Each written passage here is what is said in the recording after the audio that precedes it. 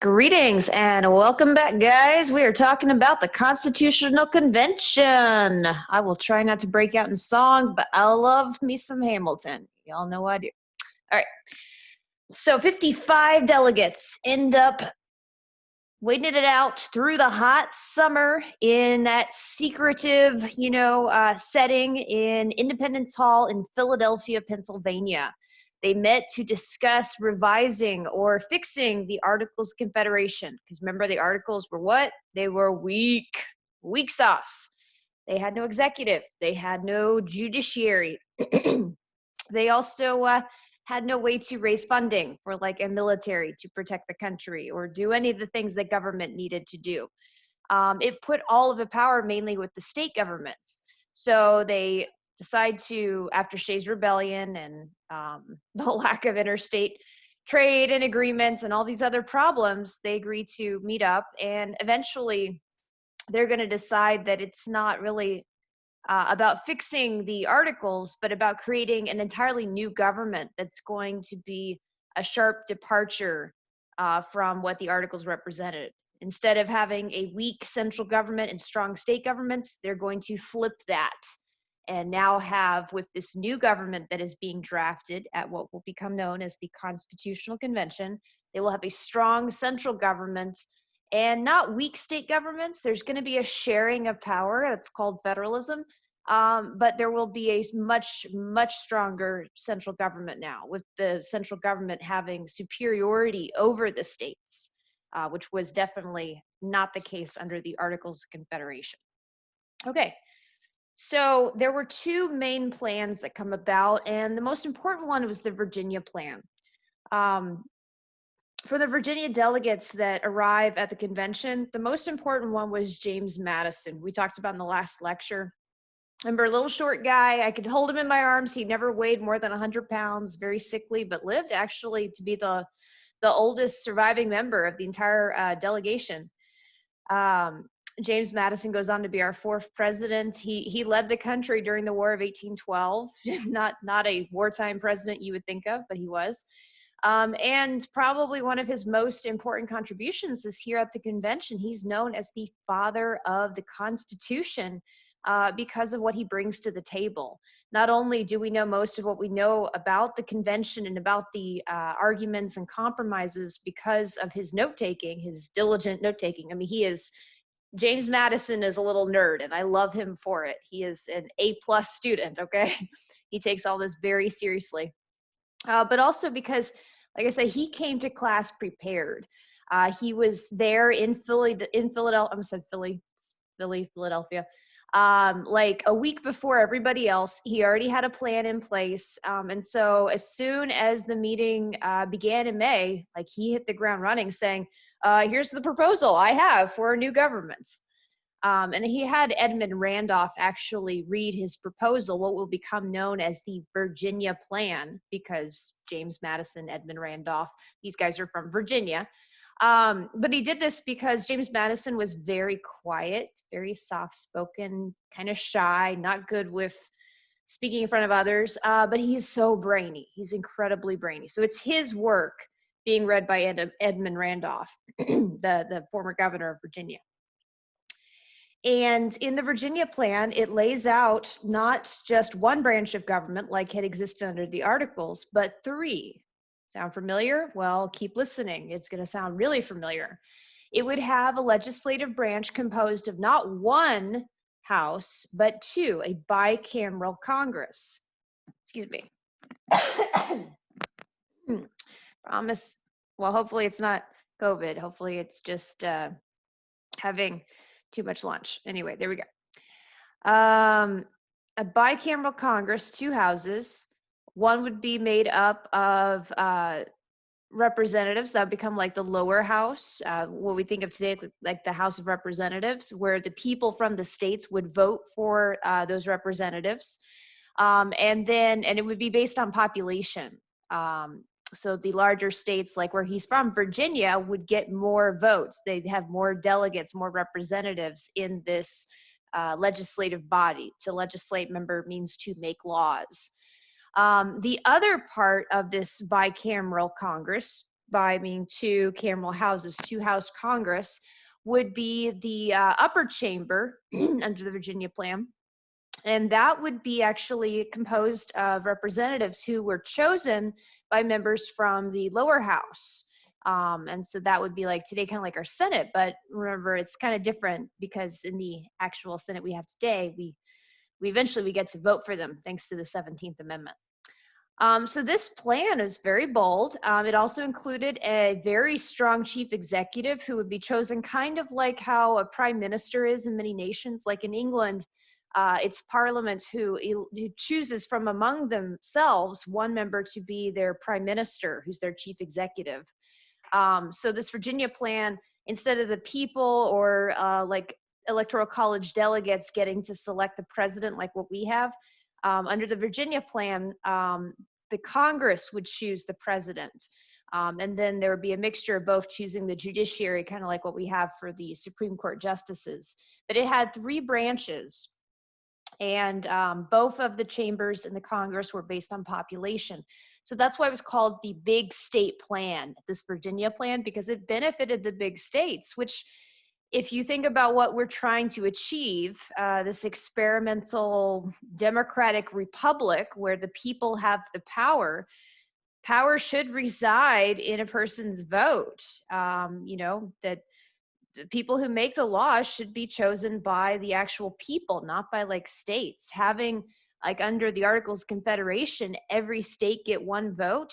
That means that like 100,000 people living in like New York get the same weight as like 100 people living in Delaware.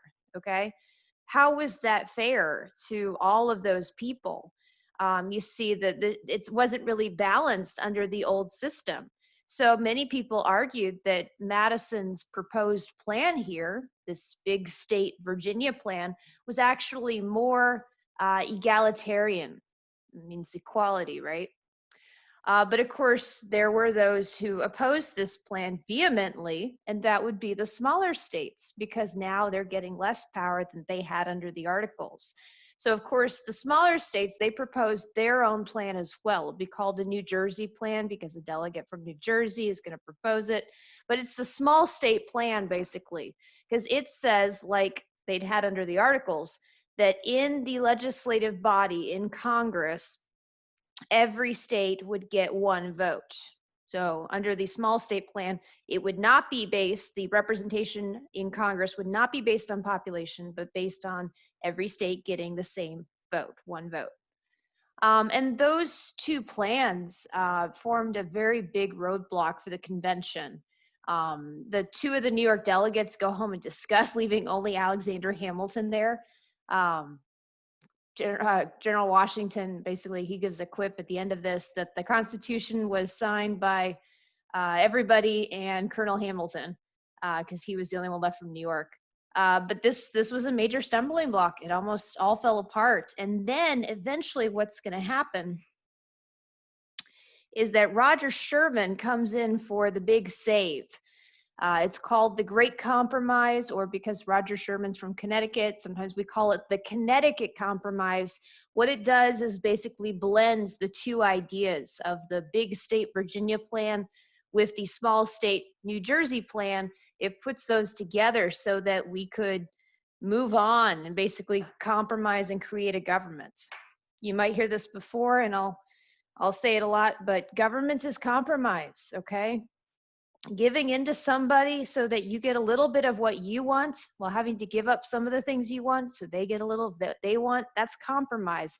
And that is what makes the world work. Because you gave in a little bit, that doesn't mean you're weak. That doesn't mean you're stupid. That means that you're smart. That means that you want to progress. You want to make things better. And if this was a little bit of a way for you to do that and you took it, that's how you made it work. That's compromise. And that's what the framers did here. That's how they saved this thing. Because the whole world was kind of watching this convention. Remember, we're this experimental new nation that broke away from the greatest empire of the day. And nobody really thought that what we were doing was going to work. And then our articles led to, because they're inherent weaknesses, It led to these rebellions that our government was too weak to shut down. States were infighting, trade was coming to a halt, our debts were not being paid. It was a giant mess, and it looked like our experiment was going to fail just a few years after it started. So all eyes are on this convention. That's why this compromise was such a big deal. It made it happen.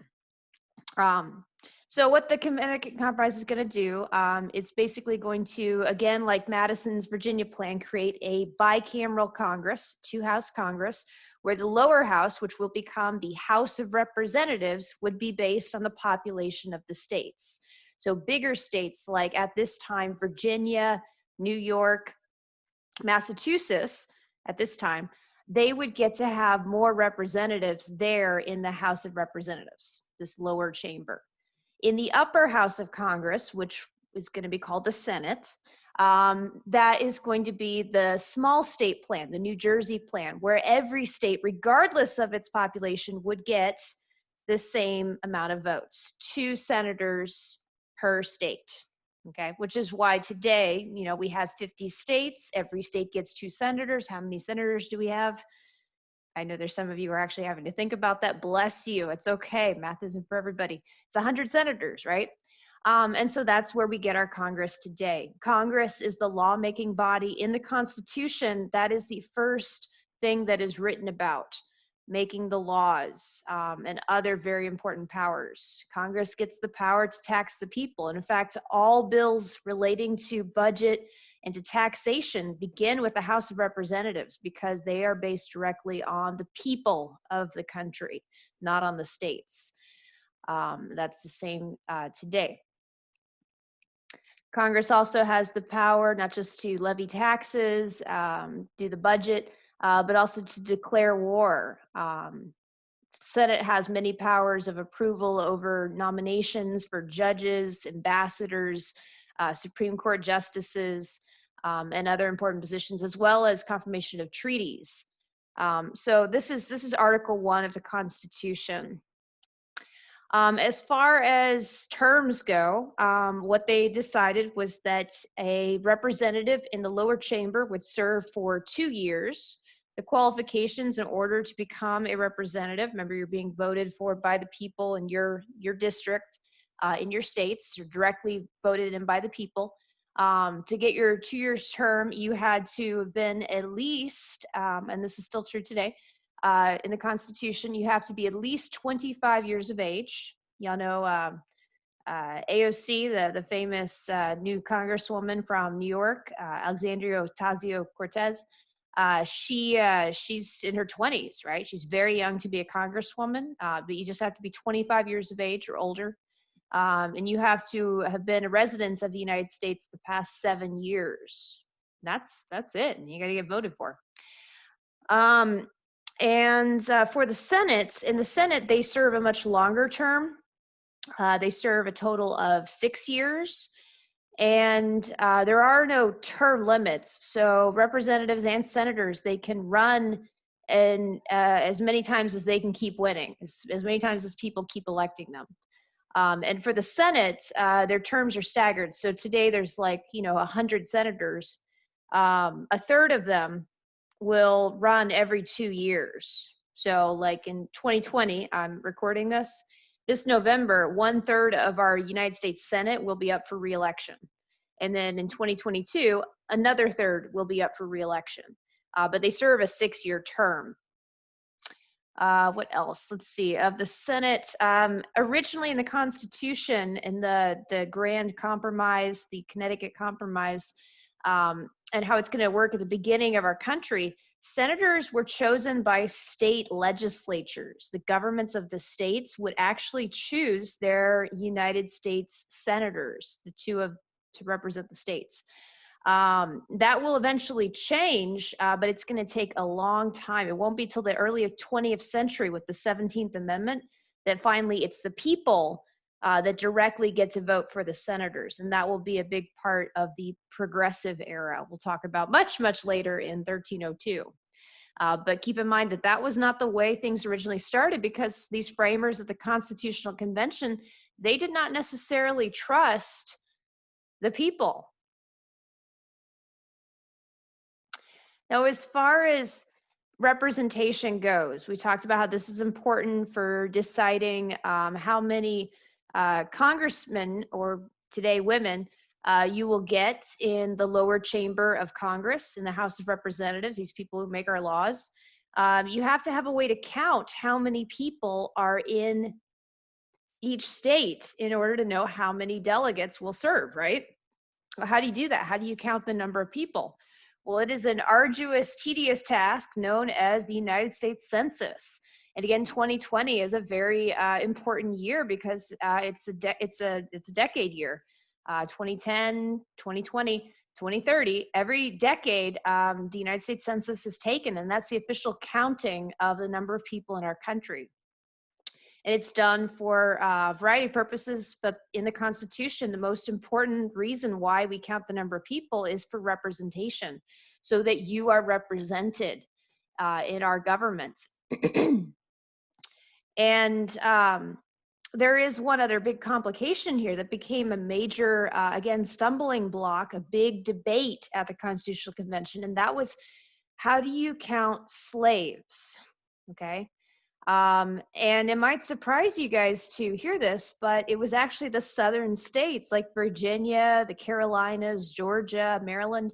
These southern slave owning states were actually the biggest proponents of saying, yes, please count the slaves.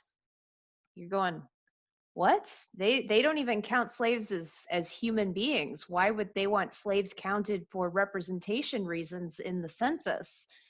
Well, that's why.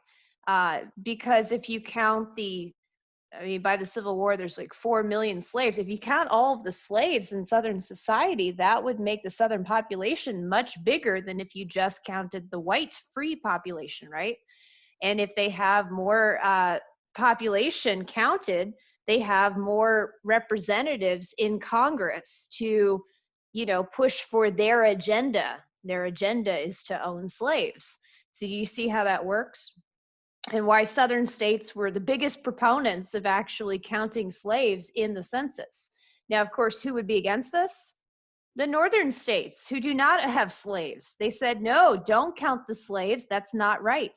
Because, of course, and they're completely correct, even though these slaves might be counted in the census as humans, okay, they were not, in the Southern frame of mind, going to be actually represented.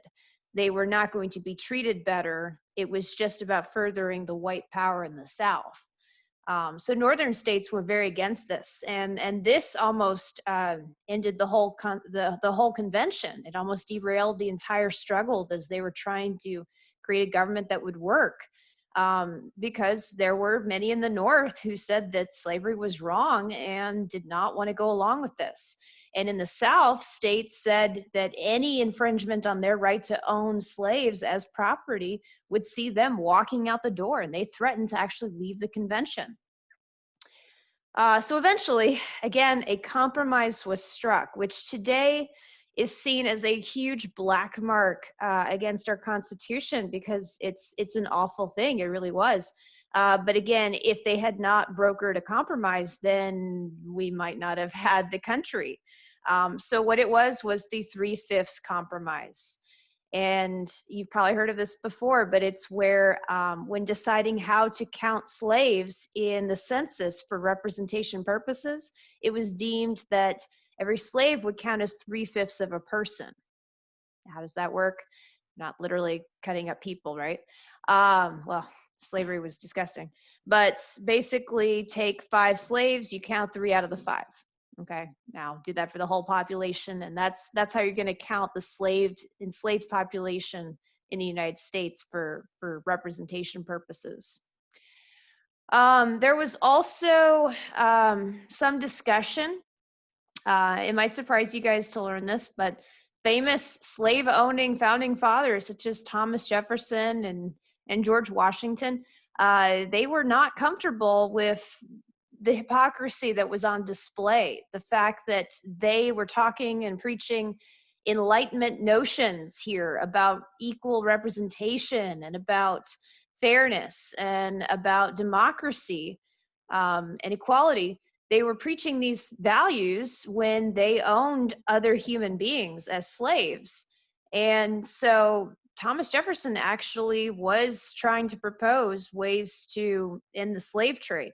Now, could this also have been for personal benefit? It's possible. Virginia did have more slaves than any other colony state at this time. So ending the importation of slaves would have benefited them, because the slaves that they had would then increase in value, because there would be no way to import new slaves into the country. But again, also they saw the hypocrisy in their actions and wanted to end the slave trade. But many of the delegates, like in South Carolina, said absolutely no way. So that debate was pushed back for later, but it is mentioned, and so they agreed that in 1808 they would end the slave trade. It's going to be more of a symbolic thing, because of course there will still be some slaves that will be imported illegally, smuggled into the United States and whatnot after 1808. But that was also part of this debate here. There's also a fugitive slave clause that was added to the Constitution. So slavery is mentioned several times in our original 7 articles of the Constitution, but they never actually mentioned the word slave. They say like 3/5 of all other persons will be counted, but everybody knew what they meant when they said other persons. They were talking about enslaved peoples, African Americans. So that is part of the Constitution as it was originally written. However, is that part of our government today? Because the Constitution, man, that's our government, right? That is the highest authority in the entire country. That is what creates the presidency, the Congress, the Supreme Court, the whole system we have today. It all stems its power from this document that is being created in 1787 at the Constitutional Convention. And does it still have these terrible things? Part of it, well, keep in mind, there is a way to amend the Constitution. Those are what we call the amendments. They make changes to it. They alter the document. And that's in Article 5. It talks about how you make those changes to it, how you make those amendments. It's a very arduous process. But the amendments that we've made, like the 13th Amendment freed the slaves, the 14th Amendment, it said every person born in the country will be equal under the law. 15th Amendment gave people of all color, if you were male, the right to vote, and so on. These amendments have changed what was originally written, as was their intended purpose. We already talked about, but remember, if it's anything dealing with budget or taxation, it begins with the lower chamber of Congress, the House of Representatives. Again, I'm sorry I have to keep repeating this, but I have students all the time to get so confused. We're talking about the legislative branch. It is Congress. Congress has 2 parts, a House of Representatives and a Senate. The House of Representatives is the lower part of Congress, because these people are elected only to a 2-year term. They serve for only 2 years. And they have the power over things that are very much important to the overall population. That's where taxation bills start. That's where budget bills start. That's where impeachment hearings start. The Senate is the upper chamber of Congress. They have power over like judicial nominations and other things. But both parts of Congress, they have the ability to propose laws. Laws have to go to the other part to be approved, and they have to agree on it before it can go to the president's desk. But Congress is the lawmaking branch. That's why we call them the legislative branch. It's those 2 parts. And in the Constitution, the biggest power that they're given was by this thing called the Elastic Clause in Article 1. Article 1 is all about detailing what Congress is, who they are, what they can do. But this Elastic Clause in Article 1 says that Congress shall have all powers necessary and proper to make the laws for our country. What does that mean? I'm not a Supreme Court justice. I can't interpret the will of Congress, but basically it means kind of like it sounds, that Congress shall be able to make any law that is important for the runnings and management of our nation. And we're going to see over the course of American history that that's going to be a different definition for a lot of different people, especially when it comes to financing and like the bank. Okay. Article 2 of this Constitution that will be created at the convention is going to detail the executive branch. And by the way, I mentioned these articles. There are 7 original articles in the Constitution, okay? The first 3 detail the 3 branches that make up our federal or national government. Legislative branch is Article 1, executive branch is Article 2, and I bet you can never guess the third one. Oh wait, you can, because you guys are smart and you probably know we have 3 branches, and the third one is the judicial branch. What's that J stand for? Judges, justices. There you go. Okay, so Article 2, executive branch, if Congress, the first branch, has the power to make the laws, the executive branch has the power to enforce the laws, to execute them. And this is, of course, topped by the president. He's the head of the executive branch. He's got a backup guy waiting in the wings should something happen to him. You know, so I'm using the male pronouns a lot. We've never had a female president. Hopefully we will one day, but it hasn't happened yet. But anyway, there's a vice president waiting in the wings. And then, of course, there's also the cabinet. That's the secretaries of all these various departments who oversee the management and running of our federal government. The cabinet was not specifically laid out in the Constitution, but George Washington, being our first president, he is going to set a lot of the precedents. Precedent is like setting the example for others to follow after you. And since George Washington is going to create a cabinet, all other presidents will as well. And the cabinet features these 15 executive departments, including like the Department of State, Department of Commerce, the Defense Department, which is our military. So you can see the executive department, executive branch is actually enormous. It's like over 1 million people. They run the country. And so in Article 2, it spells out that our chief executive, the President of the United States, when it was originally written, before any amendments happened, he was going to be chosen actually by, well, it's always been by the Electoral College, but how the delegates to the Electoral College were chosen was very different. They were not chosen originally by the people. They were chosen, again, by state high-ranking political figures, like in the state governments. That will eventually be changed, but there's going to be some problems as well. Another problem originally with how the chief executive was first supposed to be chosen was that they didn't have the ticket. It was just kind of a free-for-all in the Electoral College. That's the system for electing the president. That the person who got the most votes would become president, and the person who got the second highest number of votes would become the vice president. So imagine like in 2016, you guys were alive and aware of that election. That wasn't that long ago. Donald Trump won the election in the Electoral College. Now he didn't win the popular vote. Like he got less votes than his Democratic rival, Hillary Clinton. But in the Constitution, that's not how we choose the president. We choose it based on the Electoral College, which are these delegates that are today chosen by the states' votes, by how we vote. But anyway, he won. He got the highest number in the Electoral College. And then under the original writing of the Constitution, Hillary Clinton would have become his vice president because she got the second highest number of delegates in the Electoral College. That would have been crazy, right? They're rivals who have said disgusting, terrible things about each other and who, you know, hate each other for all intents and purposes. Yet they would be president and vice president under the way the Constitution was originally written in Article 2. But eventually the 12th Amendment will fix that. And today, presidential candidates like Joe Biden, he's the Democratic nominee for president in 2020. He got to choose who he wanted to be his running mate, his vice president, and he just recently chose the senator from California, Kamala Harris. So that's how they're chosen. And as far as the Electoral College goes, oh boy,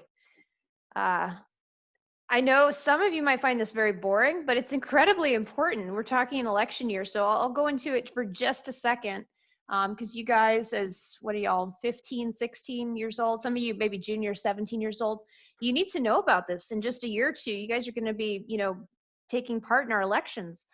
But basically, the Electoral College today, how it works, every state, will hold its elections on the first Tuesday in November. That is the main general election. Now, in the springtime, there's primary elections where each of the parties, the main two, the Democrats and the Republicans, they get to choose their nominee, their person. Donald Trump was the overwhelming choice since he's the incumbent president to be the Republican nominee, and Joe Biden, after a pretty contentious Democratic primary, became the Democratic nominee. So that's the primary elections, the first elections in the spring. In the fall, in first Tuesday of November, what happens is all of America who wants to vote, who is 18 or over and United States citizens, we go to the polls. We go and we place our votes, and they look at state by state how those votes are counted. So for instance, in Texas, let's say that Texas, and I'm just basing this on the last 30 years of Texas history. Texas tends to vote Republican. We are very conservative here in the South. Let's say that Texas, the majority, over half of the Texans who vote for Trump, because that's what's happened.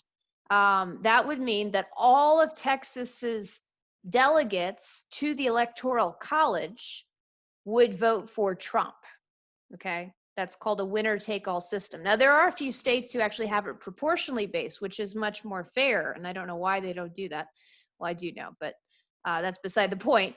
But basically, this winner-take-all system means that all of our delegates would then vote for Trump, even though there could be, many hundreds of thousands of Texans who voted for the Democrat. It wouldn't matter, which is why a lot of people say that the Electoral College is not very fair, and they would be right. But why do we have it? Because it was originally written in the Constitution, and the Constitution is our government. And by the way, Texas, how do you know the number of delegates each state gets? It's based on the number of representatives we have in the House of Representatives. Plus the number of senators that we have. So I believe Texas, I think we have 36 or 38 delegates that go to the Electoral College. Guess which state gets the most delegates to the Electoral College? Well, which state has the highest population in the country? That would be California, right? And then so on and so forth. And then the delegates cast their votes, and if you get over half, I believe it's 538 is the total number of delegates, so over half that 230, if you get 270, sorry. If you get over 270 delegates, you are the winner. You become the next president of the United States, 270 to win. The president, so that's how they're elected, the Electoral College.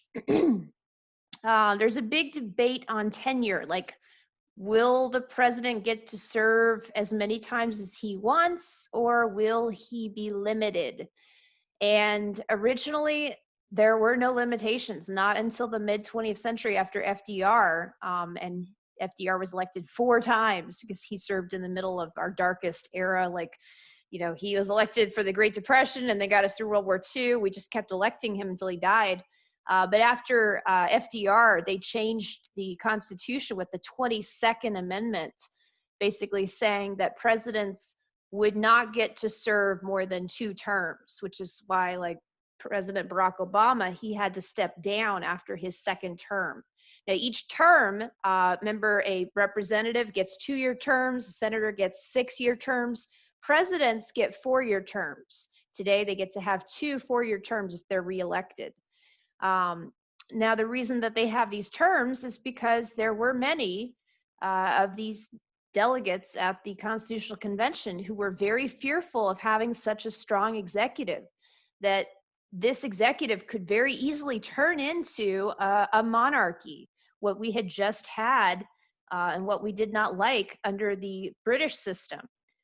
So that was a big point. And there were some who were actually in favor of, like, a chief executive that would be like a monarch. In fact, Alexander Hamilton himself actually made a speech favoring an American monarchy.